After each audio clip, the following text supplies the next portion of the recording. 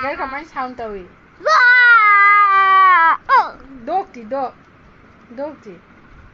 Dog kamain sound tawi. Like cow di. Horse ti. Pig ti. Kamain na? Pig kamain na? Dugay di. Kaino di duck ti. Adugay kaino di. Wolf ti. Adugay di. Monkey di. Adugay di. Kaino di. Horse ti. Adugay elephant di.